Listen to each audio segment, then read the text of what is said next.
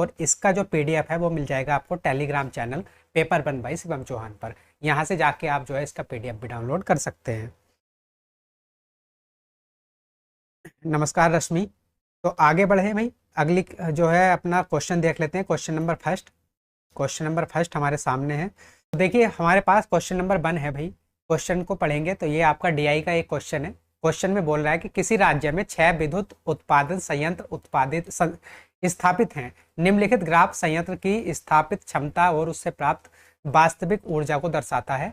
150 gigawatt से अधिक स्थापित क्षमता वाले किसी भी संयंत्र को बड़ा संयंत्र कहा जाता है और 150 गीगावाट से कम स्थापित क्षमता वाले किसी भी संयंत्र को छोटा संयंत्र माना जाता है। ग्राफ का अध्ययन करें और नीचे दिए गए प्रश्न का उत्तर दें। तो आपसे क्वेश्चन क्या पूछ रहा है, किस संयंत्र का क्षमता उपयोग अधिकतम है और वास्तविक उत्पादन और स्थापित क्षमता का हमें अनुपात बताना है। क्लियर है? तो यहाँ पर देखिए इंस्टॉल्ड है और ये है एक्चुअल, ये वास्तविक है और ये है स्थापित। क्लियर है? तो ये सारी जो राम कहानी यहाँ पर लिखी गई है इसका कुछ भी मतलब नहीं है, आपको बेसिकली क्वेश्चन को समझना है। क्वेश्चन में बोल रहा है कि किस संयंत्र का क्षमता उपयोग अधिकतम है और हमें जो रेशियो लेना है किसका लेना है, वास्तविक उत्पादन और स्थापित उत्पादन का, मतलब एक्चुअल का और इंस्टॉल का, इनका जो है हमें रेशियो लेना है और जो रेशियो सबसे बड़ा होगा वही हो जाएगा हमारा करेक्ट आंसर। क्लियर है इतनी बात? तो भाई अब देखिए यहाँ पर अगर मैं ऑप्शन को देखूं तो दूसरा, तीसरा, चौथा और पहला है ना, पहला, दूसरा, तीसरा और 4 ये वाले हैं, है ना। इन सबको हमें चेक करना पड़ेगा, जो सा रेशियो हमारा जो बड़ा होगा भाई हमारा करेक्ट होगा। बाकी 5 और 6 को हमें जो है चेक करने की जरूरत इसलिए नहीं है क्योंकि यहाँ पर हमारा ऑप्शन दे ही नहीं रखा। अगर ऑप्शन नहीं दे रखा है तो हम जो फालतू में जो है 5 और 6 को क्यों चेक करेंगे, है ना। तो सबसे पहले हम फर्स्ट वाले को चेक कर लेते हैं।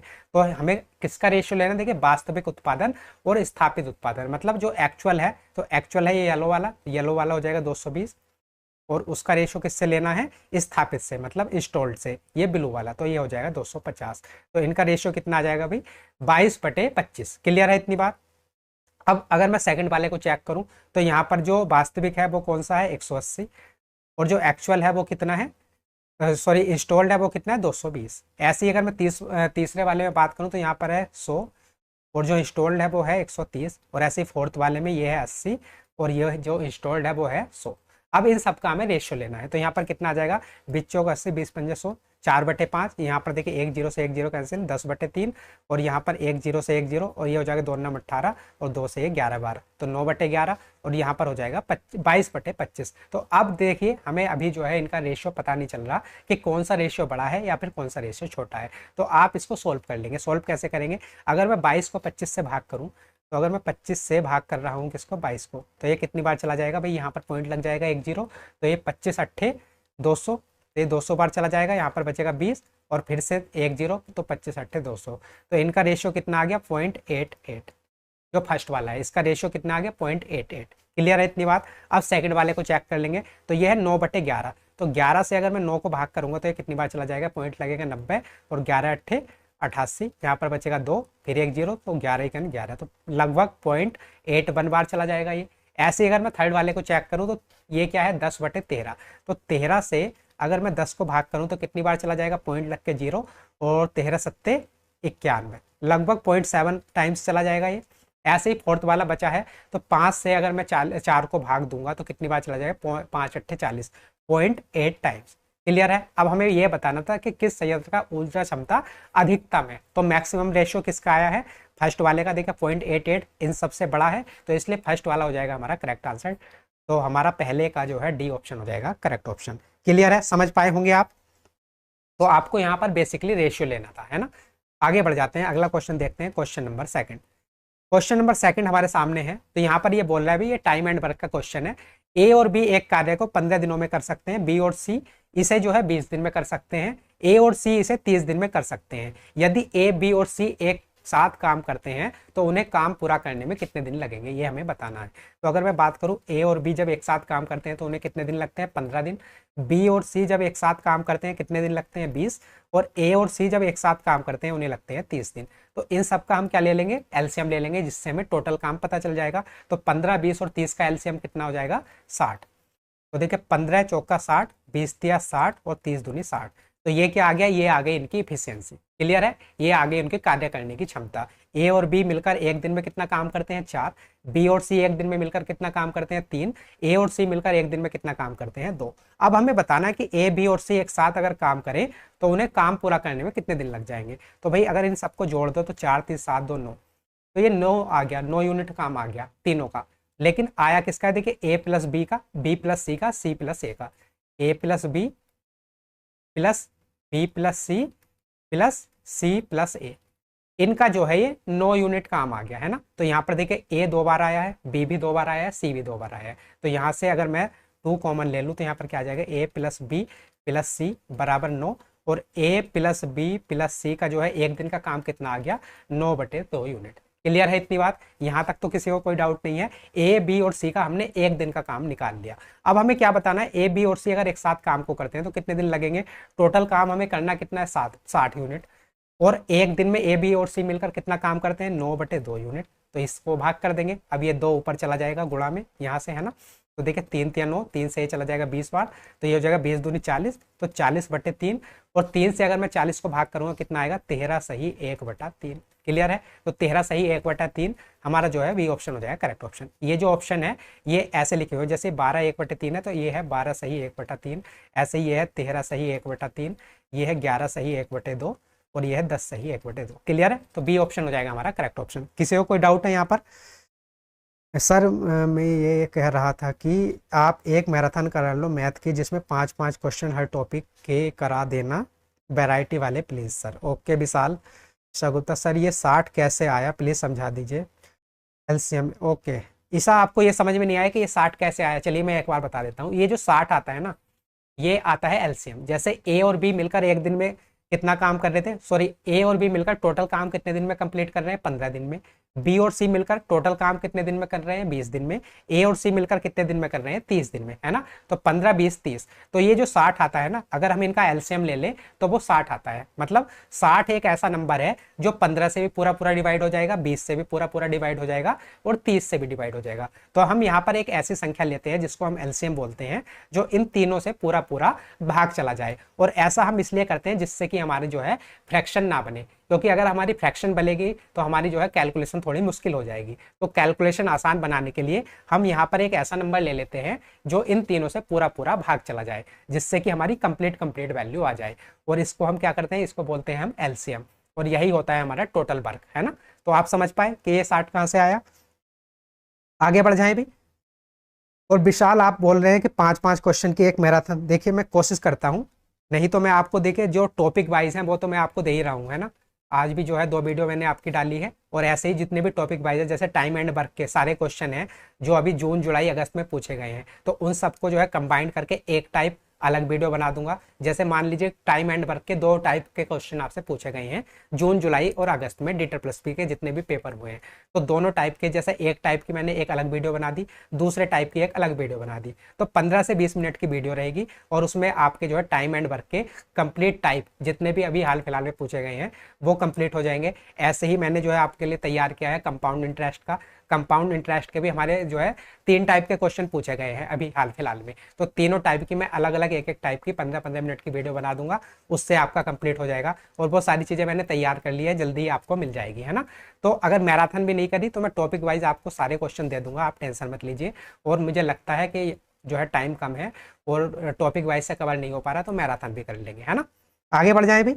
अगला क्वेश्चन देखते हैं, क्वेश्चन नंबर 3। तो आप समझ पाए होंगे इस क्वेश्चन को। क्वेश्चन नंबर 3 हमारे सामने है। यहाँ पर ये सिंपल इंटरेस्ट का क्वेश्चन है। बोल रहा है कि साधारण ब्याज पर प्रति वर्ष किस दर पर 10 वर्षों में कोई धनराशि स्वयं की 3 गुना हो जाएगी, है ना। और हमें बताना कि 10 सालों का हमारे पास टाइम है। टाइम कितना दे रखा है, 10 साल का। हमें क्या बतानी है, रेट परसेंटेज बतानी है कि रेट परसेंटेज कितनी होगी जिससे कि कोई धनराशि स्वयं की कितनी हो जाए, 3 गुना हो जाए। तो भाई 3 गुना कब होगी। कोई भी जो धनराशि होती है, कोई भी जो हमारे पास प्रिंसिपल अमाउंट होता है, वो अपने आप में क्या होता है, 100% होता है। और हम बात कर रहे हैं कि वो धनराशि कितनी हो जाए, 3 गुना। तो 100% तो वो खुद है, प्लस उस पर अगर हम 200% क्या लगा दें, सिंपल इंटरेस्ट।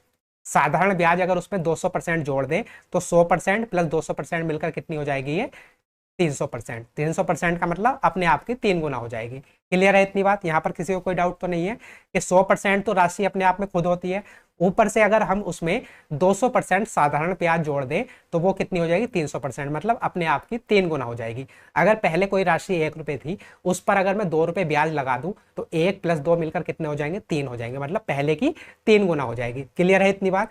तो भाई देखिए 100% तो ये है, अब हमें 200% ब्याज चाहिए और समय हमारे पास कितना है 10 साल, तो 200% चाहिए 10 सालों में, तो यहाँ पर ब्याज की दर कितनी होनी चाहिए 20% होनी चाहिए। अगर ब्याज की दर 20% होगी तो 10 सालों में ब्याज कितना हो जाएगा 20 की 10 से गुणा करेंगे 200%, तो हमारा जो है सी ऑप्शन हो जाएगा करेक्ट ऑप्शन, क्योंकि हमें यहाँ पर क्या बताना था ब्याज की दर बतानी थी, तो ब्याज की दर हो जाएगी 20%। क्लियर है? वेट करना पड़ता है वीडियो का, और 30 को एग्जाम है इसलिए नीट थी, एक बार ही क्लियर हो जाएगा। ओके विशाल, आप मेरी भी जो है परेशानी समझिए ना, सारी चीज़ें मुझे अरेंज करनी पड़ती हैं, इतनी सारी चीज़ें हैं, इतने सारे जो है पेपर हुए हैं, उन सबसे क्वेश्चन छांटने, एक टाइप के क्वेश्चन, ऐसा नहीं है कि कोई भी क्वेश्चन कहीं से भी उठा के डाल दो, एक टाइप के क्वेश्चन होने चाहिए और उनका जो है एक पैटर्न होना चाहिए, तो सारी चीज़ें अरेंज करने में थोड़ा सा टाइम लगता है। और आप देख रहे होंगे 1-2 दिन में जो है आपको वीडियोस मिल रही है, और जल्दी ही और भी बहुत सारी वीडियो मिलेंगी, क्योंकि मैंने कंटेंट तैयार कर लिया है लगभग, अब रिकॉर्ड करना बाकी है। जैसे ही वीडियो रिकॉर्ड होंगी जल्दी जल्दी आपको मिलती रहेंगी। अभी भी जो है मैंने इस क्लास से पहले भी 2 वीडियो आपको दी है, और आज जो है 1-2 वीडियो और मिलेगी आपकी। उसकी 72 किलो वजन वाले 2 और शिक्षकों को समूह में शामिल किया जाता है, तो समूह का औसत वजन कितना होगा, है ना? तो यहाँ पर देखिए 12 छात्र हैं प्लस 2 शिक्षक हैं, तो टोटल लोग कितने हो गए 12 + 2 14 लोग हो गए, और 14 जो लोग हैं ये, इनका जो है औसत वजन हमें कितना दे रखा है 58 किलोग्राम। क्लियर है इतनी बात? अब ये बोल रहा है कि यदि 72 किलोग्राम वजन वाले 2 और शिक्षकों को समूह में शामिल कर लिया जाता है, ये बोल रहा है कि sorry, if 2 more teachers of 72 kg weight each are included in the group, मतलब प्रत्येक का वजन कितना है 72 किलोग्राम, तो अगर प्रत्येक का वजन 72 किलोग्राम है तो इनका औसत वजन भी 72 किलोग्राम होगा, है ना? तो ये जो 2 नए टीचर हमने ग्रुप में शामिल किए हैं उनका औसत वजन कितना है 72 किलोग्राम। क्लियर है इतनी बात? अब ये हमसे बोल रहा है कि हमें बताने के समूह का औसत वजन कितना होगा, टोटल समूह का, तो 14 लोग तो यहाँ पर थे प्लस 2 लोग यहाँ पर हैं, तो टोटल कितने लोग हो गए समूह में, ग्रुप में 16 लोग हो गए। अब हमें 16 लोगों का जो है औसत वजन बताना है, तो यहाँ पर देखिए 2 तरीके हैं, या तो आप 58 की 14 से गुणा करो प्लस 72 की 2 से गुणा करो, और उन सबको अगर आप 16 से भाग कर देंगे टोटल वजन को, तो हमारे पास एवरेज आ जाएगा। दूसरा तरीका हमारे पास क्या है, दूसरा तरीका ये है कि टोटल 16 लोग हैं, हम मान लेते हैं कि इन 16 लोगों का जो औसत वजन है अपनी पास से मान लिया, 58 और 72 के बीच में कुछ भी मान सकते हैं आप, जो है 60 मान सकते हैं, 61 मान सकते हैं, 70 मान सकते हैं, वो आपकी मर्जी है। हमने मान लिया कि भाई 60 है, 60 kg है, ये जो हमारा टोटल ग्रुप है इसका वजन जो है 60 किलोग्राम है, ये हमने अपनी तरफ से मान लिया। क्लियर है इतनी बात? अब देखिए 60 किलोग्राम माना है ग्रुप का हमने औसत वजन, और यहाँ पर जो 14 लोग थे उनका औसत वजन कितना था 58 किलोग्राम, तो ये 60 से 58 कितना किलोग्राम कम है 2 किलोग्राम कम है, और ये जो है 2 किलोग्राम 1% पर कम है। यहाँ पर टोटल लोग कितने हैं 14, तो 14 पर कितना हो जाएगा 14 दूनी 28, तो टोटल 28 किलोग्राम जो है कम हो जाएगा वजन यहाँ पर। ऐसे ही अगर मैं यहाँ पर बात करूं तो हमने वजन माना है 60 किलोग्राम, यहाँ पर है कितना 72 किलोग्राम, तो 60 से 72 कितना ज्यादा है 12 किलोग्राम, लेकिन 12 किलोग्राम 1% पर ज्यादा है। यहाँ पर कितने लोग हैं 2, तो 2 पर कितना ज्यादा हो जाएगा, तो 2 × 12 ये हो जाएगा 24 किलोग्राम ज्यादा। अब देखिए यहाँ पर तो 28 किलोग्राम कम है और यहाँ पर 24 किलोग्राम ज्यादा है, तो अगर हम इन दोनों को जोड़ दें तो यहाँ पर कितना वजन कम रह जाएगा -4 किलोग्राम।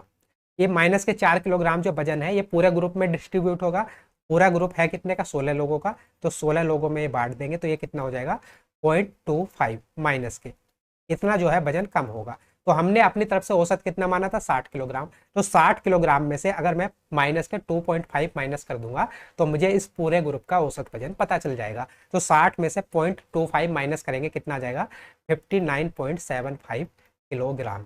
तो हमारा कौन सा ऑप्शन हो जाएगा, सी ऑप्शन हो जाएगा करेक्ट ऑप्शन। समझ पाए आप क्वेश्चन को? तो एक तो मैंने बेसिक तरीका बता दिया आपको सबसे शुरू में कि अगर आपको बेसिक तरीके से करना है तब क्या होता है भाई, 58 किलोग्राम को 14 से गुणा करो तो ये आ जाएगा टोटल वजन 14 लोगों का। ऐसे 72 किलोग्राम को 2 से गुणा करो, ये 2 लोगों का टोटल वजन आ जाएगा। अब ये जो 14 लोगों का टोटल वजन आया प्लस 2 लोगों का टोटल वजन आया, इन दोनों को जोड़ देंगे तो 16 लोगों का टोटल वजन आ जाएगा। अब ये टोटल वजन आ गया, हमें औसत वजन चाहिए, तो टोटल वजन को अगर मैं टोटल नंबर ऑफ पर्सन से अगर मैं भाग कर दूंगा तो मेरे पास औसत वजन आ जाएगा, तब भी आपका आंसर यही आएगा सेम। और अगर आपको ऐसे करना है तो आप ऐसे कर सकते हैं। और ये वाला जो तरीका है, जब कैलकुलेशन हमारी मुश्किल होती है, नंबर बड़े बड़े होते हैं, तब ये वाला तरीका आसान होता है, इसलिए मैंने आपको ये तरीका बताया है। पहले भी आपको ये तरीका जो है मैं आपको बता चुका हूँ। क्लियर है सर? 24 कैसे आया? ओके, ये 24 कैसे आया? तो मैंने आपको बताया तो है विशाल, देखिए हमने जो है 14 लोगों का, देखिए 12 तो छात्र थे, 2 शिक्षक थे, है ना। इनका औसत वजन आपको क्वेश्चन में कितना दे रखा है? 58 किलोग्राम 14 लोगों का। और जो 72 किलोग्राम है, ये 2 शिक्षक जो एक्स्ट्रा ऐड किए हैं, उनका वजन कितना है? 72 किलोग्राम। तो यहाँ तक तो क्लियर है। तो 14 लोग ये हैं प्लस 2 लोग ये हैं, तो टोटल लोग कितने हो गए? 16। अब हमें पूरे ग्रुप का जो है औसत वजन निकालना था। तो यहाँ पर है 58 किलोग्राम औसत वजन, यहाँ पर है 72 किलोग्राम औसत वजन। तो हमने अपने पास से मान लिया कि जो 16 लोग हैं इनका टोटल जो औसत वजन होगा वो कितना होगा? 60 किलोग्राम। ये हमने अपनी तरफ से एज्यूम किया है, कोई जरूरी नहीं है कि 60 किलोग्राम ही हो, आप 61 भी मान सकते हैं, आप जो है 70 भी मान सकते हैं, वो आपकी मर्जी है। हमने 60 किलोग्राम मान लिया क्योंकि मुझे दिख रहा था कि 58 और 72 के बीच में 60 ऐसी संख्या है जिससे हमारी कैलकुलेशन आसान हो जाएगी, तो इसलिए हमने यहाँ पर 60 मान लिया। अब देखिए यहाँ पर जो औसत वजन था वो कितना था? 58 किलोग्राम। तो 58 किलोग्राम 60 से कितना कम है? 2 किलोग्राम। और 2 किलोग्राम जो है ये 14% पर हमें कम करना है, क्योंकि 2 किलोग्राम तो 1% पर कम होगा। टोटल ग्रुप में कितने लोग हैं? 14 लोग, तो 14 दूनी 28। तो ये 28 किलोग्राम टोटल जो ग्रुप है इसका वजन कम हो जाएगा, इस जो औसत से हमने औसत माना है। ऐसे ही यहाँ पर बात होती है। तो ये है 60 किलोग्राम हमने माना है, यहाँ पर ग्रुप का वजन था 72 किलोग्राम। तो 60 72 से कितना कम है, या फिर 72 से 60 कितना जो है कम है, ये हमें देखना है। तो 60 प्लस 12 करेंगे 72, तो 12 किलोग्राम ये ज्यादा है, लेकिन 12 किलोग्राम 1% पर ज्यादा है। यहाँ पर टोटल लोग कितने हैं? 2। तो 12 अगर 1 पर ज्यादा है तो 2 पर कितना होगा? 12 दूनी 24। तो ये 24 ज्यादा हो जाएगा। अब पूरे ग्रुप का हमें वजन देखना है, तो देखिए ये माइनस के 28, ये प्लस के 24, तो यहाँ पर हो जाएगा माइनस के 4, और माइनस के 4 पूरे ग्रुप में बांट देंगे 16 लोगों में, तो ये आ जाएगा माइनस के 2.5। अब हमने एज्यूम किया था जो हमारा एवरेज था वो कितना? 60, और 60 से ये कितना कम हो गया पूरा एवरेज? माइनस के 0.25। तो 60 में से माइनस 0.25 करेंगे तो कितना आएगा? 59.75। क्लियर है? समझ पाए होंगे? कमेंट्स जरूर कर। ओके, अब समझ पाए विशाल कि कैसे आया ये 24, है ना। तो ये वाला तरीका आसान है और अच्छा है अगर आपको कैलकुलेशन बड़ी बड़ी दे रखी है, नंबर बड़े बड़े रखे, नहीं तो आप बेसिक तरीके से भी कर सकते हो। दोनों तरीके मैंने आपको बता दिए, है ना। आगे बढ़ जाते हैं, अगला क्वेश्चन देखते हैं, क्वेश्चन नंबर 5। तो यहाँ पर ये बोल रहा है भाई, यदि एक समकोण त्रिभुज का क्षेत्रफल 30 वर्ग सेंटीमीटर है और समकोण वाली 2 भुजाओं में से एक की लंबाई 12 सेंटीमीटर है, तो इसके कर्ण की लंबाई क्या होगी? तो समकोण त्रिभुज है। समकोण त्रिभुज कौन सा होता है? जिसका एक जो एंगल होता है वो 90 डिग्री का होता है। क्लियर है? क्योंकि समकोण किसे कहते हैं? 90 डिग्री वाले एंगल को। तो जिस त्रिभुज का एक कोण 90 डिग्री होता है उसको हम कहते हैं समकोण त्रिभुज। तो भाई समकोण त्रिभुज का क्षेत्रफल आपको कितना दे रखा है? 30 वर्ग सेंटीमीटर। और समकोण वाली 2 भुजाओं में से एक की लंबाई कितनी दे रखी है? जो समकोण बना रही है उसमें से एक की लंबाई 12 सेंटीमीटर है, हम मान लेते हैं दूसरी की लंबाई है x सेंटीमीटर। हमें क्या बताना है? इसके कर्ण की लंबाई बतानी है। ये जो आपका कर्ण है इसकी लंबाई हमें फाइंड आउट करनी है। तो समकोण त्रिभुज के क्षेत्रफल का फॉर्मूला होता है 1/2 गुणा बेस। तो बेस जो आधार है वो कितना है? x, गुणा हाइट, ऊंचाई कितनी है इसकी? 12 सेंटीमीटर। और ये आपको दे रखा है क्षेत्रफल 30 वर्ग सेंटीमीटर। तो भाई 2 से 12 कितनी बार? 6 बार। और 6 से 30 कितनी बार? 5 बार। तो यहाँ से x की वैल्यू कितनी आ गई? 5 सेंटीमीटर, है ना। तो अब हमें क्या बताना है? इस कर्ण की लंबाई बतानी है। तो यहाँ पर आप पाइथागोरस थ्योरम में लगा सकते हैं, या फिर आपको ट्रिपलेट याद है तो 5, 12 और 13 होता है ट्रिपलेट, है ना। अगर आपको ट्रिपलेट याद है तब तो आप डायरेक्ट कर सकते हैं कि 12, 5 और 13 ये एक ट्रिपलेट होता है। अगर याद नहीं है तो आप यहाँ पर पाइथागोरस थ्योरम में लगा सकते हैं। ये होती है, देखिए, लंब का स्क्वायर, तो 12 का स्क्वायर प्लस आधार का स्क्वायर, तो 5 का स्क्वायर बराबर होता है कर्ण का स्क्वायर। तो हमने मान लिया कर्ण क्या है? एल है, इसका स्क्वायर। तो 12 का स्क्वायर 144, 5 का स्क्वायर होता है 25 बराबर एल स्क्वायर। तो 144 प्लस 25 कितना हो जाएगा? 169 बराबर एल का स्क्वायर। और अगर मैं यहाँ से एल की वैल्यू निकालूं तो वो कितनी आ जाएगी? 13 सेंटीमीटर। क्लियर है? तो हमें कर्ण की लंबाई बतानी थी, वो 13 सेंटीमीटर हो जाएगी। सी ऑप्शन हो जाएगा हमारा करेक्ट ऑप्शन। क्लियर है? बिल्कुल सही है शोभा, बिल्कुल सही है, थर्ड ऑप्शन हो जाएगा हमारा करेक्ट। आगे बढ़ जाए, अगला क्वेश्चन देखते हैं, क्वेश्चन नंबर 6। क्वेश्चन नंबर 6 है हमारे सामने। तो यहाँ पर देखिए, यदि ए निवेश की गई राशि को दर्शाता है, एम वर्षों की संख्या को दर्शाता है और पी प्रति वर्ष ब्याज की प्रतिशत दर को दर्शाता है, तो चक्रवृद्धि ब्याज जब ब्याज वार्षिक रूप से संयोजित होता है वो हमें बताना है कि चक्रवृद्धि ब्याज क्या होगा। तो भाई यहाँ पर आपको सीधे सीधे कुछ भी नहीं दिया गया है, सीधे सीधे कंपाउंड इंटरेस्ट का आपसे फॉर्मूला पूछा गया है कि आपको कंपाउंड इंटरेस्ट का फॉर्मूला आता है या फिर नहीं आता है। और कंपाउंड इंटरेस्ट का फॉर्मूला क्या होता है? उसका फॉर्मूला होता है भाई ए 1+r/100 की पावर n माइनस के ए, मतलब प्रिंसिपल अमाउंट ब्रैकेट 1+r/100। तो r आपको क्या दे रखा है, देखिए निवेश की गई राशि, तो ये है आपके पास a है ना, तो a हो गया प्लस 1+r/100। तो आपको रेट परसेंटेज कितनी दे रखी है, देखिए यहाँ पर p जो है प्रति वर्ष ब्याज की दर दे रखी है, तो रेट परसेंटेज कितनी है p, तो p/100। और वर्षों की संख्या जो टाइम आपको दे रखा है, देखिए m वर्ष, तो इसकी पावर m माइनस के जितना हमने निवेश की थी राशि प्रिंसिपल अमाउंट माइनस के ए। ये होता है आपका किसका फॉर्मूला? कंपाउंड इंटरेस्ट का, चक्रवृद्धि ब्याज का। तो कौन सा ऑप्शन हो जाएगा हमारा करेक्ट? 1a 1+p/100 की पावर m माइनस के ए, सेकंड ऑप्शन हो जाएगा हमारा करेक्ट ऑप्शन। तो सीधे सीधे अगर आपको चक्रवृद्धि ब्याज कंपाउंड इंटरेस्ट का फॉर्मूला पता था तब आप इसको बहुत कम समय में क्वेश्चन को सोल्व कर सकते थे, है ना। तेहरा कैसे आया? ईसा गुप्ता, तेहरा कैसे आया? कौन से क्वेश्चन में? क्वेश्चन नंबर 5 में बोल रहे हैं क्या? अच्छा, लास्ट वाला जो क्वेश्चन था उसमें बोल रहे हैं कि तेहरा कैसे आया। तो देखिए आपको पता होगा पाइथागोरस प्रमेय का। पाइथागोरस प्रमेय क्या होती है? अगर ये राइट एंगल ट्राइंगल है ना, राइट एंगल ट्राइंगल है, इसमें ये क्या होता है? ये होता है बेस, सॉरी ये होता है इसकी हाइट, ये होती है इसकी हाइट, ये होता है बेस, और ये होता है इसका कर्ण, है ना, ये वाला। तो अगर हमें इसकी वैल्यू निकालनी है तो कैसे निकालते हैं? यहाँ पर पाइथागोरस प्रमेय लगती है कि लंबाई का स्क्वायर, तो यहाँ पर हो जाएगा h का स्क्वायर प्लस बेस का स्क्वायर, तो ये हो जाएगा बेस स्क्वायर बराबर होता है कर्ण का स्क्वायर, तो ये l का स्क्वायर। ये फॉर्मूला लगता है, यहाँ से आप जो है इसकी वैल्यू निकाल सकते थे। अब देखिए पिछले क्वेश्चन में इसकी वैल्यू दे रखी थी हमें 12, इसकी वैल्यू हमने कितनी निकाली थी? 5। तो 12 का स्क्वायर 144, 5 का स्क्वायर 25, 144 प्लस 25 कितना हो जाएगा? 169 बराबर क्या हो जाएगा? एल के स्क्वायर के। तो यहाँ से एल की वैल्यू कितनी आ जाएगी? ये अंडर रूट में आ जाएगा, तो ये आ जाएगा 13, क्योंकि 13 का स्क्वायर कितना होता है? 169। तो यहाँ से ऐसे 13 आ गया। आप समझ पाए?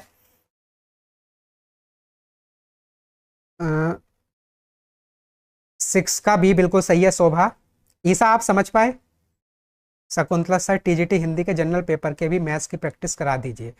शकुंतला जो हमारा टीजीटी हिंदी के जो एग्जाम हुआ है उसकी अभी आंसर की नहीं आई है, तो जैसे ही आंसर की आएगी हम उसको सोल्व कर लेंगे, है ना। आगे बढ़ जाएं, अगला क्वेश्चन देखते हैं, क्वेश्चन नंबर 7। जैसे ही आंसर की आ जाएगी हम जितने भी आने वाले पेपर हैं उन सबको सोल्व कर लेंगे, लेकिन अभी आंसर की नहीं आई है, तो जितनी पहले आंसर की आ चुकी है उनको हम सोल्व कर लेते हैं, है ना। तो यहाँ पर देखिए क्वेश्चन है 6 खरीदे और 2 मुफ्त पाए, योजना के लिए प्रभावी छूट प्रतिशत क्या होगा?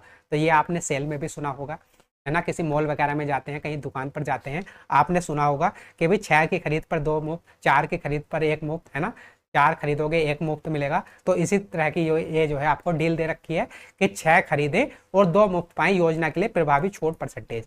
तो अगर आपसे कोई कहे कि भाई 6 शर्ट खरीद लो और 2 शर्ट आपकी फ्री है, तब आपसे कोई पूछे कि आप बताओ कि आपको कितने % डिस्काउंट मिला, तो यही ये बात पूछी गई है कि आपको भी पता भी तो होना चाहिए कि डिस्काउंट आपको कितना मिल रहा है। तो यहाँ पर अगर हम बात करें तो 6 तो खरीद ली और 2 मुफ्त मिल ली, तो जो दुकानदार की जेब से गया या दुकानदार की जो दुकान से गया वो कितने आर्टिकल चले गए? 8।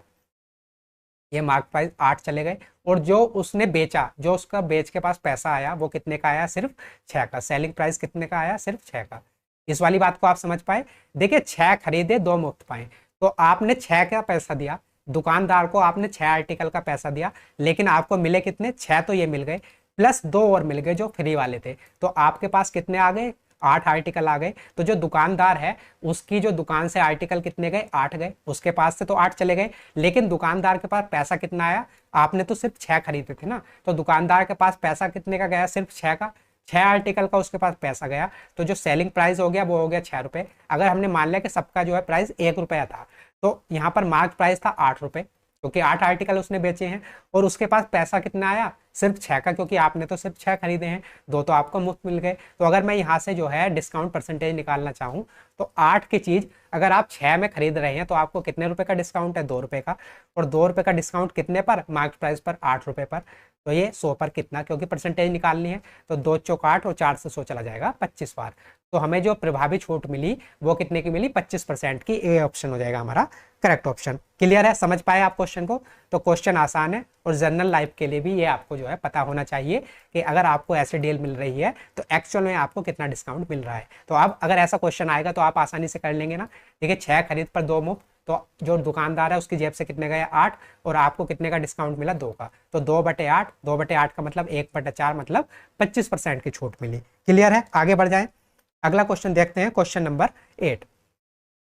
क्वेश्चन नंबर 8 हमारे सामने है, एक दुकानदार अपने सामान को क्रय मूल्य पर बेचता है लेकिन 1 किलोग्राम की बजाय 940 ग्राम वजन का यूज करता है, तो उसको लाभ प्रतिशत क्या होगा? 2 दशमलव स्थानों तक पूर्णांक हमें बताना है।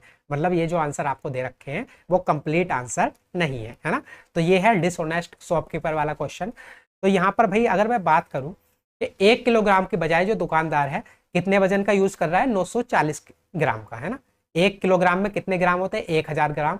तो वो 1000 ग्राम, है ना, 1000 ग्राम की जगह कितना यूज कर रहा है? 940 ग्राम। क्लियर है इतनी बात? तो भाई वो दिखा तो रहा है कि वो 1000 ग्राम, तो भाई वो जो मतलब ये तो उसकी जेब से जा रहा है, जो दुकानदार है जो अब कोई भी सामान बेच रहा है तो इतना तो उसके पास से गया, लेकिन वो जो कस्टमर है उसको दिखा रहा है कि भाई मैं तो पूरा तुम्हें 1 किलोग्राम वजन दे रहा हूँ, 1 किलोग्राम वजन तोल रहा हूँ, या फिर आप कहें 1000 ग्राम वजन तोल रहा हूँ। तो यहाँ पर किसी को कोई डाउट तो नहीं है, उसकी जो दुकानदार है उसकी जेब से खुद से कितना गया? सिर्फ 940 ग्राम।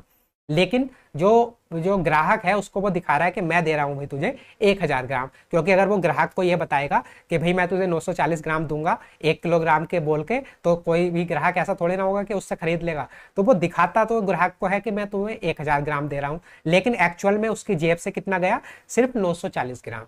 तो उसको कितने का फायदा हो गया? अगर मैं दुकानदार की बात करूं कितने का फायदा हो गया, तो उसको यहाँ पर हुआ 60 ग्राम का फायदा। और कितने पर? 940 ग्राम पर। तो 100 पर कितना, ये हमें जो है वैल्यू निकालनी थी। तो भाई 1 0 से 1 0, अब ये 2 से 2 चौक 8, और 2 सत्ते 14, और ये 2 से चला जाएगा 30 बार, तो 30 की 10 से गुणा करेंगे कितना आएगा? 300। और नीचे कितना है? 47। तो 47 से हमें 300 को भाग करनी है, कितनी बार चला जाएगा? तो 5 छंग 30, 6 बार चला जाएगा। तो 6 सत्ते 42, बचा 4, 6 चौक 24, और 4 कितना हो जाएगा? 28, 282।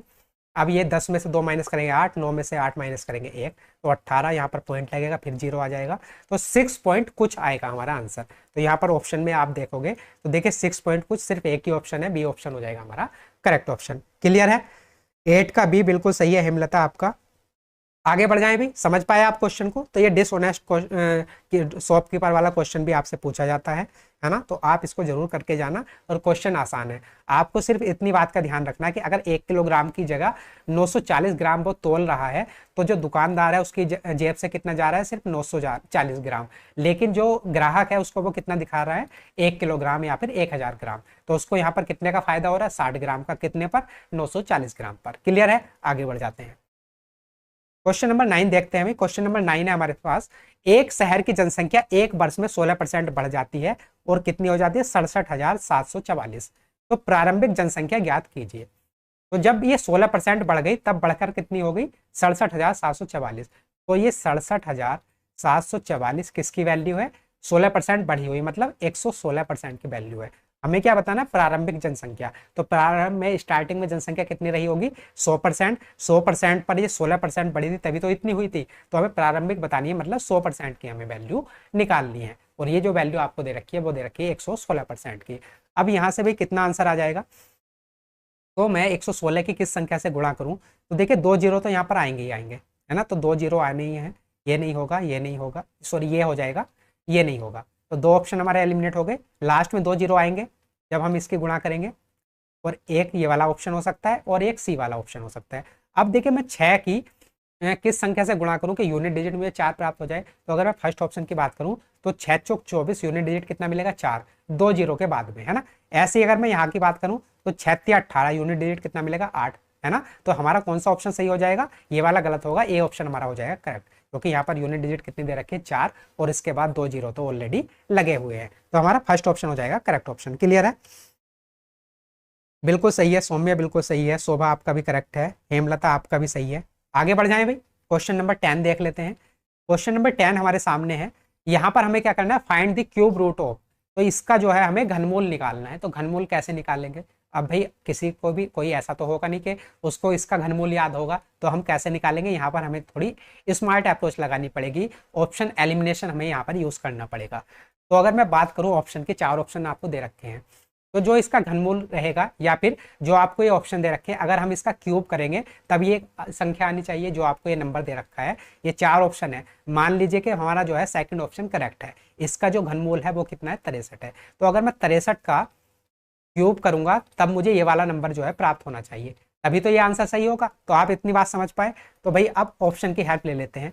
अगर मैं यूनिट डिजिट से क्वेश्चन को करने की कोशिश करूं तो अगर मैं 3 का क्यूब करूंगा, अगर मैं इस नंबर का क्यूब करूंगा तो ये नंबर मिलना चाहिए, अगर ये ऑप्शन मेरा सही है तो अगर मैं 3 का क्यूब करूं तो 3 3 9 27, यूनिट डिजिट कितना आना चाहिए 7, लेकिन यहाँ पर यूनिट डिजिट कितना है 3, तो ये ऑप्शन तो मेरा हो नहीं सकता, ये गलत हो गया। अब मैं अगर बी ऑप्शन की बात करूं तो यहाँ पर भी 3 है, तो यहाँ पर भी 3 का क्यूब करूंगा तो कितना आएगा 27, यूनिट डिजिट आना चाहिए 7, यहाँ पर 3 है, ये भी नहीं होगा। 2 ऑप्शन मेरे एलिमिनेट हो गए। अब बात आती है, देखिए 7 और 7, यहाँ पर दोनों जगह यूनिट डिजिट सेम है। 7 का अगर मैं क्यूब करूंगा तो कितना आएगा 7 7 49 7 343, तो यहाँ पर यूनिट डिजिट कितना आएगा 3, तो यहाँ पर भी 3 ही आएगा क्योंकि यहाँ पर भी 7 है और यहाँ पर भी यूनिट डिजिट आपको दे रखा है 3। तो या तो मेरा ऑप्शन सी सही हो सकता है या फिर मेरा ऑप्शन डी सही हो सकता है। अब ये कौन सा सही होगा, इसके लिए हम क्या करेंगे भाई, ये नंबर है आपके पास 47, ये नंबर है आपके पास 57, तो मैं जो है यहाँ से 50 का क्यूब आसानी से निकाल सकता हूँ। 50 का क्यूब क्या होता है, 5 पंजे 25 पंजे 125, और 50 का निकाल रहे हैं तो 3 जीरो और लग जाएंगे, तो 50 का क्यूब मेरे पास ये होता है। अब आप ये देख लीजिए कि ये जो आपको नंबर दे रखा है ये इससे बड़ा है या फिर छोटा है। तो यहाँ है 125 के आगे 3 जीरो, यहाँ पर है 185 के आगे 3 नंबर हो रहे हैं, तो ये वाला जो नंबर है इससे थोड़ा सा बड़ा नंबर है। तो ये बात तो क्लियर होगी कि ये जो क्यूब रूट होगा वो 50 से तो बड़ी संख्या का होगा, है ना, क्योंकि 50 का तो इतना है, तो ये जो क्यूब रूट है वो 50 से तो बड़ी संख्या का है। तो 50 से बड़ी संख्या यहाँ पर आपको 2 ऑप्शन में कौन सी दिख रही है, सिर्फ डी ऑप्शन, तो डी ऑप्शन हो जाएगा हमारा करेक्ट और ये वाला हो जाएगा गलत। तो समझ पाए आप तरीका। सर 28 को कॉमर्स के का रीजनिंग करा दीजिए, उसमें 3 से 4 ऐसे क्वेश्चन है जो समझ में नहीं आ रहे हैं। 28 का तो रजनी शायद हमने 28 का तो कर लिया, 28 का भी कर लिया है और 27 का भी कर लिया, आपको प्ले लिस्ट में मिल जाएगा। उसकी रीजनिंग हमने कर ली है, आप एक बार देख लेना, प्ले लिस्ट में आपको वीडियो मिल जाएगी। हमने 31 का कर लिया है, 28 का कर लिया है, 29 का भी कर लिया है और 27 का भी कर लिया है। तो आप प्ले लिस्ट में एक बार देखना, अगर आपको चीज़ें समझ में नहीं आती तब मुझे बता देना, है ना। बिल्कुल डी ऑप्शन होगा, हेमलता शोभा आपका भी करेक्ट है। आगे बढ़ जाएं तो भाई समझ पाए आप क्वेश्चन को। अगला क्वेश्चन देखते हैं, क्वेश्चन नंबर 11। तो ये थोड़ा सा अलग टाइप का क्वेश्चन आपसे पूछा गया है। यहाँ पर ये बोल रहा है भाई, क्वेश्चन की लैंग्वेज भी काफी बड़ी है। बॉक्साइट एल्युमिनियम का एक अयस्क में 32% अशुद्धियां होती हैं, जैसे कि मिट्टी और पत्थर के कण इत्यादि। इन्हें जो है, जिन्हें अयस्क को शुद्ध करने के लिए हटा दिया जाता है। शेष सामग्री में 45% शुद्ध एल्युमिनियम है। यदि एक वर्ष में खनन किए गए बॉक्साइट से निकाले गए शुद्ध एल्युमिनियम की मात्रा ये है आपकी 5,27,850 किलोग्राम है, तो उस वर्ष में खदान में प्राप्त बॉक्साइट की कुल मात्रा टन में हमें बतानी है। टन में हमें बतानी है, ये वैल्यू दे रखी है आपको किलोग्राम में। तो इन चीज़ों का भी आपको ध्यान रखना होता है। अभी क्वेश्चन आप समझ पाए। तो क्वेश्चन में ये कह रहा है कि भाई बॉक्साइट जो है एल्युमिनियम का एक अयस्क है, उसमें जो है 32% की अशुद्धियाँ मिली गई हैं, जैसे कि मिट्टी मिली हुई है, पत्थर के कण मिले हुए हैं। अब उनको क्या किया जाता है, शुद्ध किया जाता है। जब शुद्ध किया जाता है तो शेष जो सामग्री बचती है उसमें 45% शुद्ध एल्युमिनियम हमको प्राप्त होता है। क्लियर है। तो एक वर्ष में खनन किए गए बॉक्साइट से निकाले गए शुद्ध एल्युमिनियम की मात्रा आपको कितनी दे रखी है, 5,27,850 किलोग्राम। तो हमें टोटल बॉक्साइट की मात्रा बतानी है।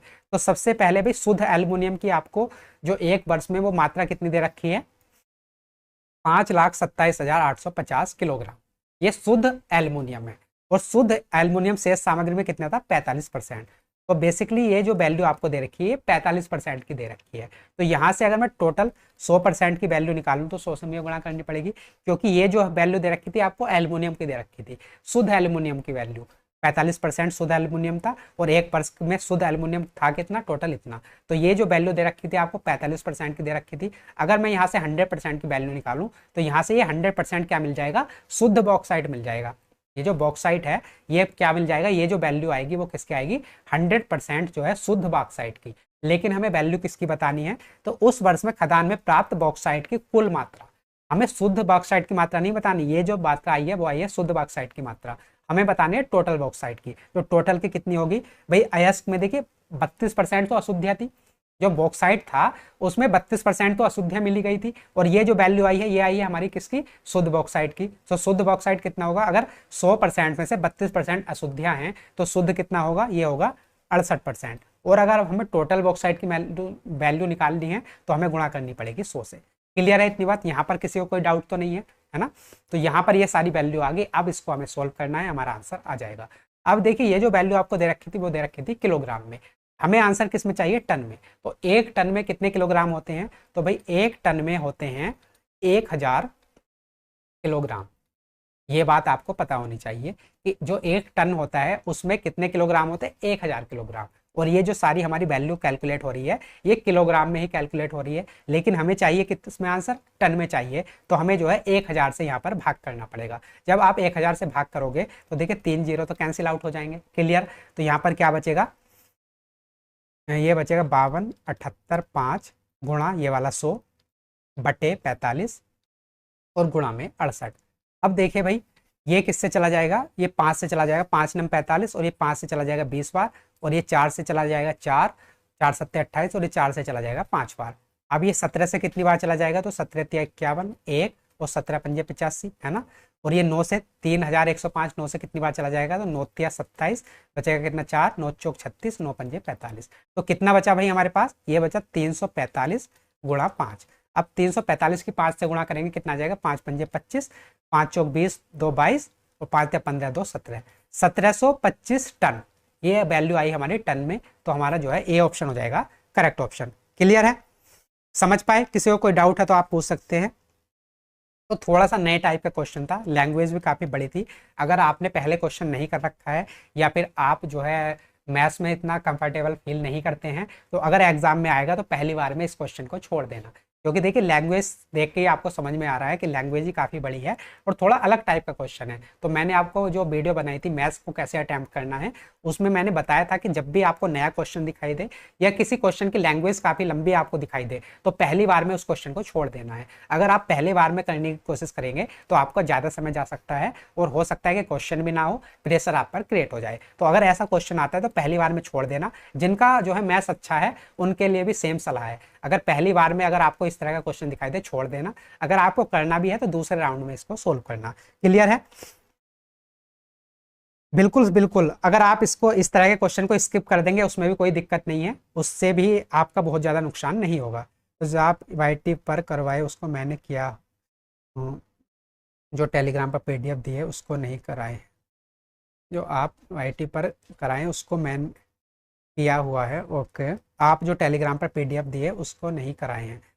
ओके, 28 वाला चलिए मैं देख लूँगा, अगर 28 वाला मैंने पेपर सॉल्व नहीं किया है कॉमर्स वाला तो मैं आपको करा दूंगा, है ना, अगर नहीं कराया है तो। क्लियर है, आगे बढ़ जाएं भाई। तो अगला क्वेश्चन देख लेते हैं, क्वेश्चन नंबर 12। क्वेश्चन नंबर 12 हमारे सामने है। तो पार्टनरशिप का ये क्वेश्चन है, 3 साझेदारों ए बी और सी में एक निश्चित वर्ष में अपने संयुक्त व्यवसाय में 87,000 रुपए का लाभ हुआ, प्रॉफिट हुआ। फर्म ने 20% का कर भुगतान कर दिया, टैक्स मर दे दिया जो है 20%, और शेष लाभ ए बी और सी के द्वारा 5:3:2 के अनुपात में साझा किया गया है। तो ए और सी द्वारा प्राप्त लाभ के बीच का अंतर क्या है, ए और सी के बीच के जो है लाभ का अंतर। तो देखिए 5 यूनिट हुआ ए को, सी को हुआ 2 यूनिट, तो इनके बीच का अंतर कितना होगा, 3 यूनिट। तो जो हमारा आंसर रहेगा वो 3 का मल्टीपल रहेगा। इतनी बात आपको पता होनी चाहिए कि जो भी हमारा आंसर होगा ऑप्शन में वो 3 का मल्टीपल होगा, क्योंकि हमें इनका अंतर चाहिए और अंतर है 3 का मल्टीपल, तो जो भी आंसर होगा वो 3 का मल्टीपल होगा। तो हम सबसे पहले 3 का मल्टीपल चेक कर लेते हैं। अगर हमारे ऑप्शन एलिमिनेट हो जाते हैं तब अच्छी बात है, नहीं तो हमको सोल्व ही करना पड़ेगा। तो 3 से मल्टीपल चेक करने की क्या शर्त होती है, अगर कोई संख्या 3 से पूरी भाग जाती है तो उसके अंकों का योग भी 3 से पूरा पूरा डिवाइड होना चाहिए। तो अगर मैं फर्स्ट की बात करूँ तो 8 8 16 2 18, ये 3 से पूरा पूरा डिवाइड होता है, बिल्कुल होता है। ऐसे ही 9 पूरा पूरा होता है, 8 और 2 10, तो यहाँ पर ये जो हो जाएगा ये पूरा पूरा डिवाइड नहीं होगा, तो ये ऑप्शन हमारा एलिमिनेट हो गया। ऐसे ही 8 5 13, 13 2 15, 15 जो है 3 से पूरा पूरा डिवाइड होता है, बिल्कुल होता है, तो ये हो सकता है। ऐसे ही 8 8 16 और एक 17, 17 2 कितना हो जाएगा, 17 2 हो जाएगा 19, तो ये जो है 19 3 से पूरा पूरा डिवाइड नहीं होता, तो ये भी ऑप्शन हमारा नहीं होगा। क्लियर है, तो 2 ऑप्शन हमारे एलिमिनेट हो गए, लेकिन 2 ऑप्शन हमारे अब भी बच गए हैं। अब हमें देखना पड़ेगा कि कौन सा ऑप्शन सही होगा, तो उसके लिए हम इसको सोल्व भी कर लेंगे, है ना। अगर एक और ऑप्शन हमारा एलिमिनेट हो जाता तब हमको इसको सोल्व करने की जरूरत नहीं थी। तो यहाँ पर देखिए संयुक्त जो लाभ होता है वो कितने का होता है, 87,000 का। अब 87,000 में से 20% तो उसने टैक्स दे दिया, तो जो लाभ बचा होगा वो कितना बचा होगा, 80% इसका, क्योंकि 20% तो हमने दे दिया, बचा हुआ कितना है, 80%। तो भाई इसको सोल्व कर लेंगे, 2 जीरो से 2 जीरो कैंसिल आउट, ये हो जाएगा कितना, 0 0, और ये 8 सत्ते 56, 5 8 अट्ठे 64, 64 5 69। तो इतना जो है बचा है, और इसको हमें जो है ए और बी, ए बी सी में इस अनुपात में बांटना है। तो 5 + 3 8 + 2 तो 10। तो मतलब ये टोटल जो वैल्यू दे रखी है आपको, 10 यूनिट की वैल्यू दे रखी है, हमें इनका अंतर चाहिए ए और सी का, तो 3 यूनिट की हमें वैल्यू चाहिए। क्लियर है इतनी बात? 10 यूनिट की वैल्यू आपको ये दे रखी है, 3 यूनिट की वैल्यू चाहिए। तो 1 जीरो से तो 1 जीरो कैंसिल आउट, अब 1 जीरो बचेगा, 3 छंग 18 है ना, और ये हो जाएगा 3 नम 27, और एक हो जाएगा 28, तो 880 लास्ट में आना चाहिए। यहाँ पर देखिए 580 है, यहाँ पर 880 है, तो हमारा जो है ए ऑप्शन हो जाएगा करेक्ट ऑप्शन। क्लियर है, समझ पाए आप? सर छोटे क्वेश्चन की तरीके बता दीजिए सर प्लीज सर। तो 15 जुलाई को भी कराना पेंटिंग का 2 से 5 वाला। ओके 15 जुलाई, अच्छा 15 जुलाई पेंटिंग का एग्ज़ाम हुआ था। ओके ईसा, उसकी मुझे ना देखिए अभी आंसर की नहीं मिल पाई है, जैसी आंसर की मिलेगी मैं करा दूंगा, क्योंकि मेन बात होती है आंसर की मिलने की। आप लोगों का भी जब एग्जाम होगा तो आपका भी जो आंसर की आएगी वो प्लीज़ शेयर कर देना, जिससे कि आगे मैं बाकी जो बच्चे हैं उनकी हेल्प कर सकूं, क्योंकि अगर आंसर की नहीं मिलती तो उसको हम कैसे सोल्व करेंगे, और आंसर की आती है उसी के पास जिसने एग्जाम दिया होता है। तो अब जैसे ही आपका एग्जाम होगा और उसकी आंसर की आती है तो प्लीज़ आप लोग भी मेरे साथ आंसर की शेयर कर देना। क्लियर है? तो 12 का ए बिल्कुल सही है, शोभा आपका करेक्ट है। आगे बढ़ जाएं, अगला क्वेश्चन देख लेते हैं, क्वेश्चन नंबर 13। क्वेश्चन नंबर 13 हमारे सामने है भाई, एक बंद बेलनाकार टैंक के कुल पृष्ठीय क्षेत्रफल को 80 पैसा प्रति डेसीमीटर स्क्वायर पर पेंट करने की लागत 431.20 रुपया है। यदि आधार की त्रिज्या हाइट का 6 गुना है तो इसका आयतन ज्ञात कीजिए 2 दशमलव स्थान तक। मतलब जो आंसर आपको दे रखा है ये कंप्लीट आंसर नहीं दे रखा है, और अगर कंप्लीट आंसर नहीं दे रखा तो ना तो आप यहाँ पर यूनिट डिजिट यूज कर सकते, ना किसी की डिविजिबिलिटी चेक कर सकते। इस बात को आपको ध्यान रखना है, अगर एग्जामिनर ने ये बात लिख कर दी है कि जो आंसर है वो 2 दशमलव स्थानों तक जो है हमारा सही है। क्लियर है इतनी बात?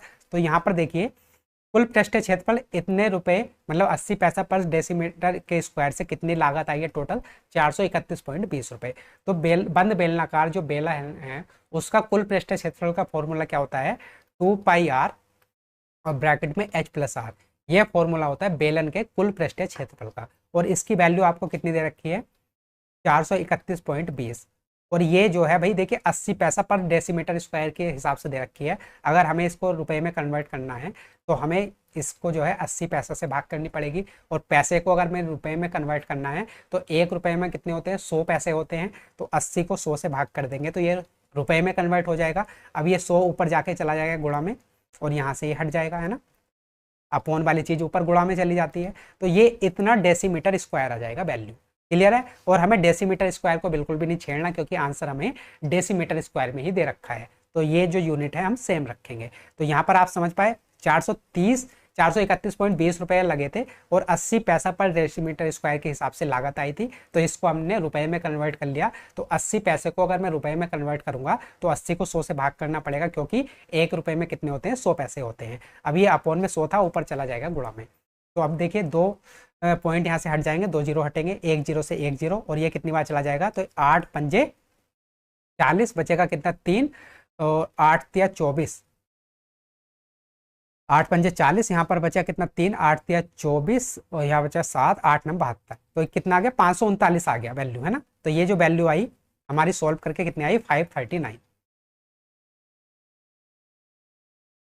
539। क्लियर है? अब इसको यहाँ पर हम वैल्यू रख के सोल्व कर लेंगे। तो यहाँ से हमारी किसकी वैल्यू आ जाएगी, आर की वैल्यू।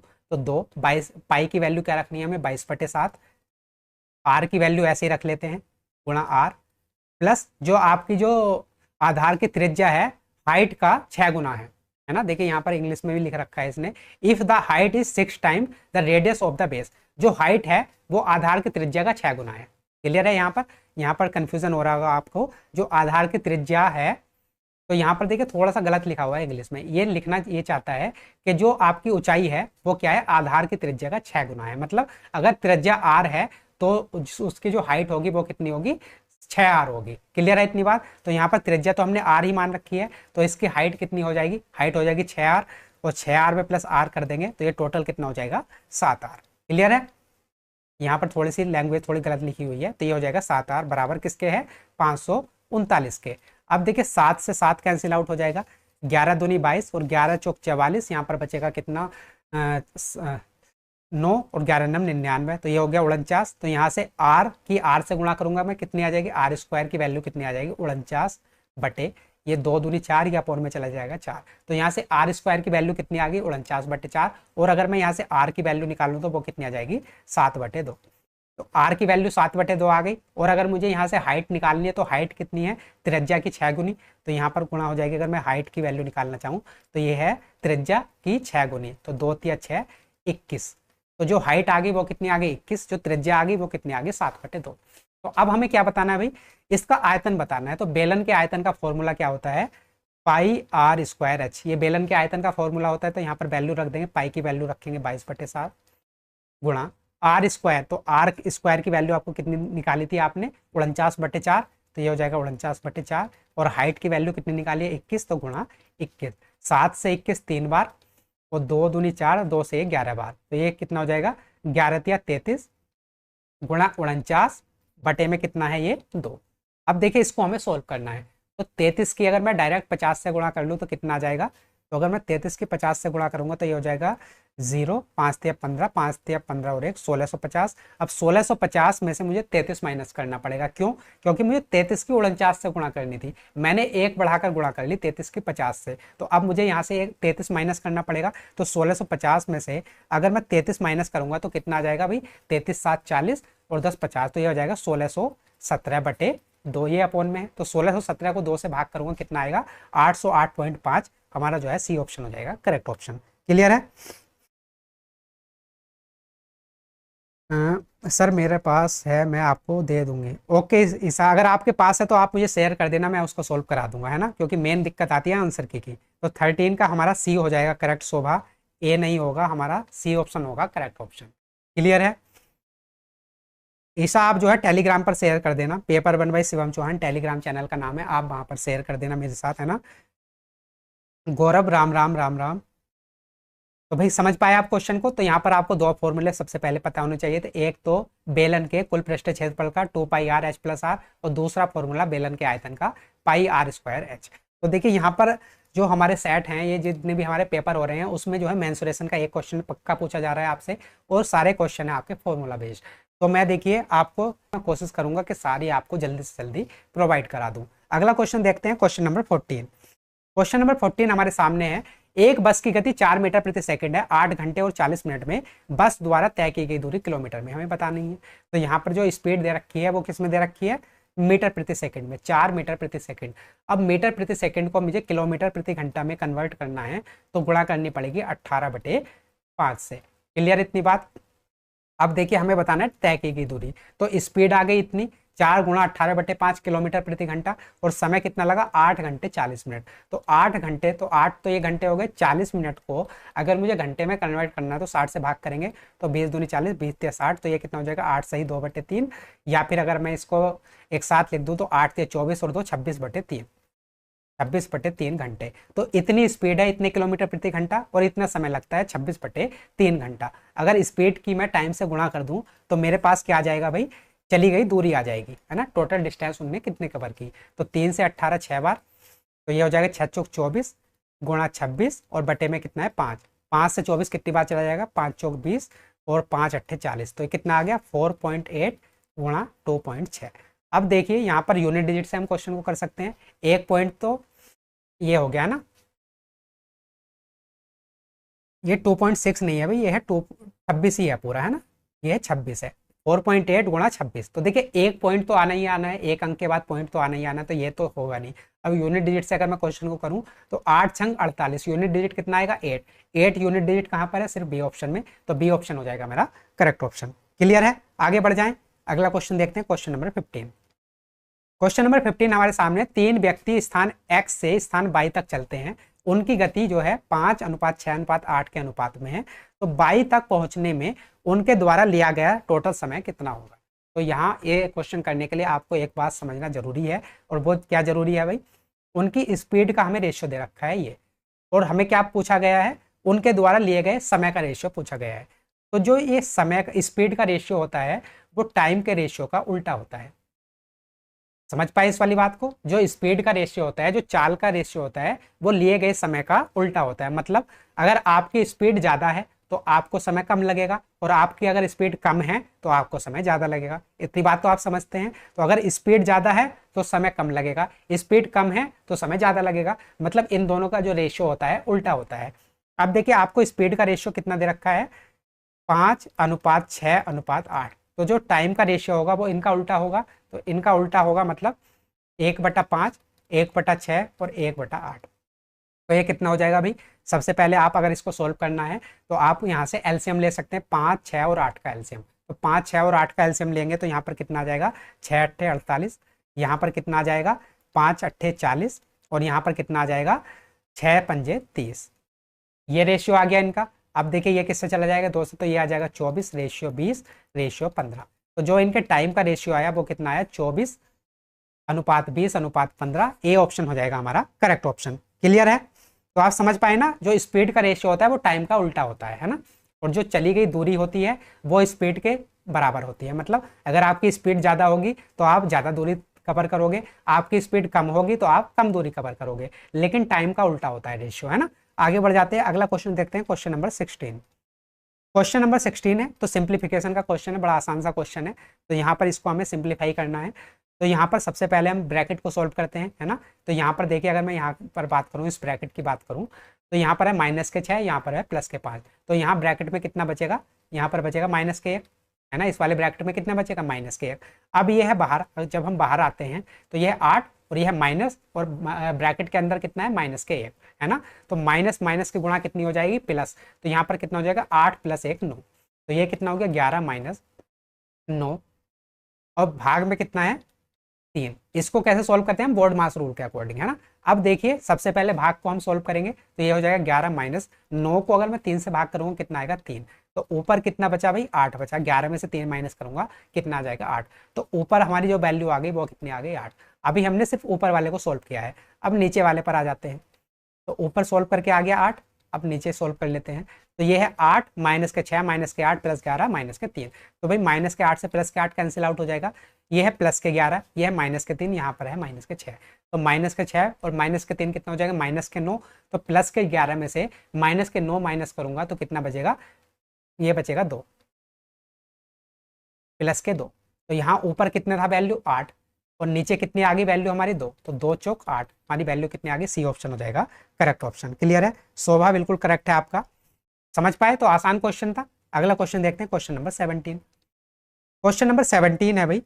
तो यहाँ पर देखिए 945 मीटर की दौड़ में, रेस का ये क्वेश्चन है, 945 मीटर की दौड़ में राजीव जो है 75 सेकंड में अंतिम बिंदु तक पहुंचता है, और महेश जो है 105 सेकंड में अंतिम बिंदु तक पहुंचता है। तो राजीव महेश को कितनी दूरी से हरा देता है, ये हमें बताना है। तो एक रेस है, मान लेते हैं ये जो है एक रेस है जिसकी दूरी कितनी है, 945 मीटर। क्लियर है इतनी बात? ये 945 मीटर की रेस है। अब भाई इसमें जो है राजीव जो है 75 सेकंड में अंतिम बिंदु तक पहुंचता है। तो ये यहाँ से यहाँ पहुंचा, ये राजीव है कितने समय में, 75 सेकंड में। क्लियर है इतनी बात? और दूसरा बंदा है ये महेश। ये महेश जो है स्टार्टिंग से लास्ट तक कितने में पहुंचा, 105 सेकंड में। तो ये है हमारा महेश, महेश बाबू, और ये जो है कितना समय ले रहे हैं, 105 सेकंड। क्लियर है इतनी बात, स्टार्टिंग से लेके अंत तक। अब हमें बताना है कि भाई राजीव जो है महेश को कितनी दूरी से हरा देता है। तो भाई राजीव तो पहले पहुंच जाएगा, क्लियर सी बात है, क्योंकि राजीव कम समय ले रहा है तो इसकी स्पीड ज्यादा रही होगी। तो राजीव कम समय ले रहा है, महेश ले रहा है ज्यादा समय, तो महेश की स्पीड कम रही होगी, तो राजीव महेश को हरा देगा। और हमें यही बताना है कि राजीव जो है महेश को कितनी दूरी से, कितनी डिस्टेंस से हरा देता है। अब भाई टोटल दूरी कितनी दे रखी है हमें, 945 मीटर। टोटल दूरी जो रेस की दूरी है वो 945 मीटर है। और यहाँ पर महेश कितना समय लेता है, तो महेश लेता है 105 सेकंड। तो अगर टोटल दूरी को महेश के समय से अगर मैं भाग कर दूं तो यहाँ पर क्या मिल जाएगा मुझे, महेश की स्पीड मिल जाएगी, चाल मिल जाएगी। तो 105 से 945 को भाग करूंगा कितनी बार चला जाएगा, 9। तो ये आ गया 9 मीटर प्रति सेकेंड। ये किसकी स्पीड आ गई, महेश की। महेश की जो स्पीड है वो कितनी है, सॉरी 9 मीटर प्रति सेकंड। अब देखिए भाई, जो रमेश है हमारा, रमेश ने तो 75 सेकंड में रेस पूरी कर ली, लेकिन महेश ने रेस पूरी कितनी की है, 105 सेकंड में। तो महेश जो है, जब इसने रेस पूरी की होगी 75 सेकंड में, तो महेश कहीं यहाँ पर रहा होगा, कहीं इस जगह रहा होगा 75 सेकंड में, 75 सेकंड में, है ना। रमेश ने तो 75 सेकंड में ये पूरी कर दी रेस, लेकिन जो महेश है वो 75 सेकंड में यहाँ तक आया होगा, कहीं तक, है ना, क्योंकि उसे टोटल समय लगा था 105 सेकंड। तो अगर 75 सेकंड में यहाँ पर आया है, तो 75 से 105 कितना ज़्यादा है, तो 25 5 30, 30 सेकंड में, और 30 सेकंड में यहाँ से यहाँ चला होगा। तो हमें यही देखना है कि ये वाली जो दूरी है 30 सेकंड में उसने कितनी कवर की है। तो 30 सेकंड का उसे समय लगा यहाँ से यहाँ तक पहुँचने में, और उसकी स्पीड कितनी निकाली हमने, 9 मीटर प्रति सेकंड। तो 30 को अगर मैं 9 से गुणा कर दूँ तो ये वाली दूरी मुझे पता चल जाएगी, 9 × 27 270 मीटर। तो जो ये वाली दूरी है, जब ये रमेश हमारा यहाँ पर पहुँच गया था तो महेश यहाँ पर था, तो रमेश ने महेश को कितनी दूरी से हरा दिया, 270 मीटर से हरा दिया, इसलिए बी ऑप्शन हो जाएगा करेक्ट ऑप्शन। क्लियर है, समझ पाए, कोई डाउट तो नहीं है? कोई डाउट है तो आप पूछ सकते हैं, नहीं तो हम आगे बढ़ते हैं, है ना। आप डायग्राम से चीज़ों को समझना आसान हो जाएंगी। अगला क्वेश्चन देखते हैं, क्वेश्चन नंबर 18। क्वेश्चन नंबर 18 हमारे सामने है। एक समूह में 2 खंड ए और बी हैं, जिनमें क्रम से 22 और 44 छात्र हैं। यदि विभाग ए का औसत वजन 40 किलोग्राम है और खंड बी का औसत वजन 36 किलोग्राम है, तो पूरे समूह का औसत वजन किलोग्राम में हमें बताना है ना। तो यहाँ पर भाई अगर मैं बात करूँ तो ये है एक ए समूह, ये है बी समूह। ए में टोटल कितने लोग हैं, छात्र हैं, 22 छात्र हैं, और समूह बी में टोटल कितने छात्र हैं, 44 छात्र हैं। तो अगर मैं यहाँ से रेशियो ले लूँ इनका, तो कितना आ जाएगा, 22 और 22 दूनी 44। कितना रेशियो आ गया, 1:2 रेशियो हम ले सकते हैं। जो समूह ए है उसमें कितने छात्र हैं, 1 यूनिट, और समूह बी उसमें कितने छात्र हैं, 2 यूनिट। यहाँ से हमने इनका रेशियो ले लिया, है ना, क्योंकि जो एवरेज है हम रेशियो से निकाल सकते हैं। उसके बाद ये बोल रहा है कि जो विभाग ए है उसका औसत वजन कितना है, 40 किलोग्राम। तो ए का जो औसत वजन है वो कितना है, 40 kg, और जो समूह बी है उसका औसत वजन आपको कितना दे रखा है, 36 किलोग्राम। तो हमें टोटल समूह का औसत वजन निकालना है। तो यहाँ से आपके पास 2 तरीके हैं। पहला तरीका क्या है भाई, ये हो गया, देखिए एक लोग है, एक का वजन 40 किलोग्राम, तो टोटल कितना हो गया, 40 किलोग्राम यहाँ से वजन। ऐसे यहाँ पर 2 लोग हैं और औसत वजन कितना दे रखा है, 36, तो 2 लोगों का कुल वजन कितना हो जाएगा, 36 दूनी 72। अब टोटल वजन कितना हो जाएगा 3 लोगों का, तो 72 + 40 तो कितना हो जाएगा, 7 4 11, ये हो जाएगा 112 किलोग्राम। और टोटल लोग हैं कितने, 2 + 1 3, तो 3 से 112 को भाग कर देंगे, कितना चला जाएगा, 3 × 9, बचेगा कितना, 2, 3 × 7 21, तो 37, और ये 3 × 9 3 × 9, तो 37.33 आ जाएगा हमारा, जो है सी ऑप्शन हो जाएगा करेक्ट ऑप्शन। तो ये तो बेसिक तरीका है, ऐसे भी आप कर सकते हैं, या फिर अभी मैंने कुछ देर पहले आपको दूसरा तरीका भी बताया था इस क्वेश्चन को करने का।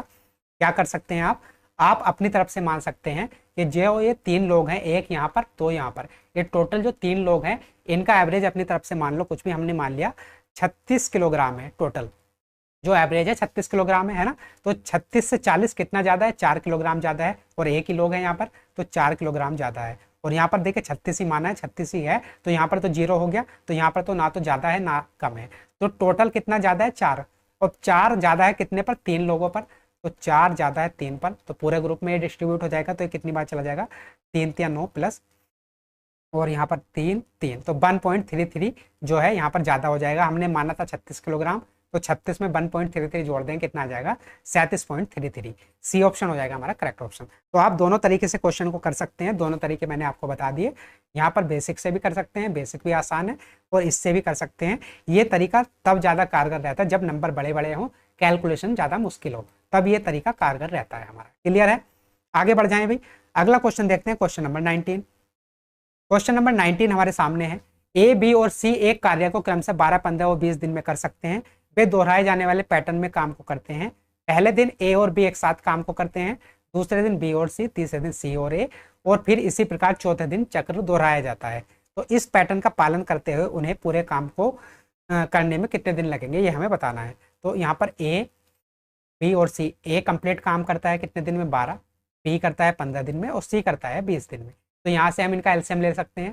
तो एलसीएम 12, 15 और 20 का कितना आ जाएगा, 60। तो यहाँ से भाई देखिए 12 × 5 = 60, 15 × 4 = 60, 20 × 60, ये इनकी एफिशिएंसी आ गई। अब ये कह रहा है कि भाई सबसे जो पहला दिन था उसमें ए और बी ने एक साथ काम किया, तो ए की एक दिन की एफिशिएंसी कितनी है, 5, बी की एक दिन की एफिशिएंसी कितनी है, 4, तो ए और बी अगर पहले दिन मिलकर काम करेंगे तो टोटल कितना काम कर देंगे, 5 + 4 9 यूनिट काम एक दिन में। ऐसे ही अगले दिन बी प्लस सी जब मिलकर काम करेंगे तो कितना काम कर देंगे, 4 + 3 7 यूनिट। ऐसे ही उससे अगले दिन सी प्लस ए मिलकर जब काम करेंगे तो कितना काम कर देंगे, तो ये हो जाएगा सी प्लस ए 5 + 3 8 यूनिट का। तो टोटल काम कितना हो गया, 9 7 16, 16 और 8 कितना हो जाएगा, 16 4 20 4 24। टोटल काम कितना हुआ, 24 यूनिट। और दिन उनको कितने लग गए, पहले दिन इसने किया, दूसरे दिन इसने, तीसरे दिन इसने, तो टोटल कितने दिन लगे, 3 डेज लग गए। तो 3 दिन में 24 काम हमारा कंप्लीट हो गया। अब फिर से यही वाला जो है सर्कल रिपीट होता है कि सबसे पहले ए प्लस बी काम करेंगे, फिर बी प्लस सी, और फिर सी प्लस ए, जब तक काम कंप्लीट नहीं हो जाता। तो 24 काम हो जाता है 3 दिन में। तो 48 काम कितने दिन में हो जाएगा, ये हो जाएगा 6 दिन में। अगला सर्कल कंप्लीट हमारा, तो 48 काम हो चुका है, दिन हो गए हमारे 6। अब जो अगला दिन होगा 7वां दिन होगा, क्योंकि देखिए 48 काम हो चुका है हमारा 6 डेज में। अब जो अगला 7वां दिन होगा, है ना, 7वें दिन क्या होगा, ये पहला वाला जो हमारा ए प्लस बी है, ये वाला ग्रुप फिर से काम करेगा, और ये 7वें दिन कितना काम कर देगा, +9 और काम कर देगा।